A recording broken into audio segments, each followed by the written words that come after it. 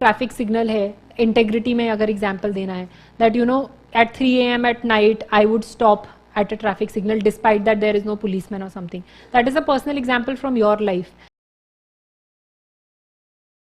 अब मैं अपना अगर पर्सनल बताऊं तो मेरे लिए एथिकल डायलेमा अगर इस टाइप का कुछ क्वेश्चन है तो मेरा जैसे मेडिकल रिलेटेड था, so I use to come up with an example कि कोई हॉस्पिटल में ऐसा पेशेंट आया ऑफ सेक्सुअल असॉल्ट और some patient who has allegedly committed that sexual assault, तो मेरे लिए एथिकल डायलेमा है कि यार this person has been alleged to have committed this sexual assault, तो इसको ट्रीट करूं या नहीं करूं. तो that is a personal example कि मेरी लाइफ से कोई स्टोरी है.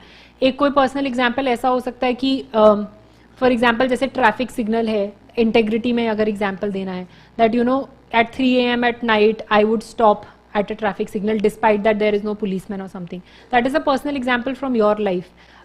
कोई और पर्सनल एग्जाम्पल हो सकता है, हाँ फॉर एग्जाम्पल इंटेग्रिटी में ऐसा कुछ हो सकता है, यू नो ये अगेन बहुत बड़ा एग्जाम्पल नहीं लिखना है कि आधे पेज में एग्जाम्पल ही एग्जाम्पल लिख रहे हो, तो कुछ ऐसा एग्जाम्पल जो 2 से 3 लाइन में एक्सप्लेन कर दो.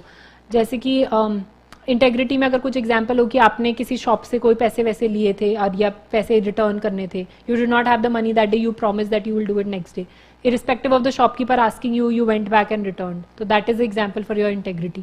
वैसा कुछ जो भी आपने अपनी लाइफ में एक्सपीरियंस किया हो वो.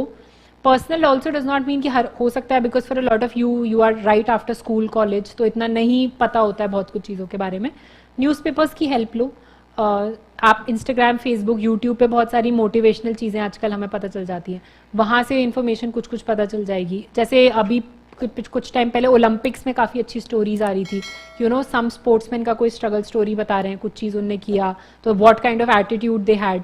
फॉर एग्जांपल आई थिंक एक कोई स्पोर्ट्समैन का था कि उनके हैंड्स वगैरह का कुछ हो गया था कि ट्रेन एक्सीडेंट में ही लॉस्ट हिज हैंड्स और something, so he started playing table tennis is his mouth. तो something like that is an example of attitude कि despite losing his hands he still had the right attitude और वो फिर भी खेलते रहे. तो those are the kind of personal examples. Personal मतलब कि जो हर कोई नहीं लिख रहा है, हर कोई कौन से एग्जाम्पल लिखेगा जो नोट्स में दिए हैं. और again when I am saying personal, इसका मतलब ये नहीं है कि आप सोचोगे कि हर आंसर में मैं पर्सनली लिखूंगा, अपने ही लिखूंगा.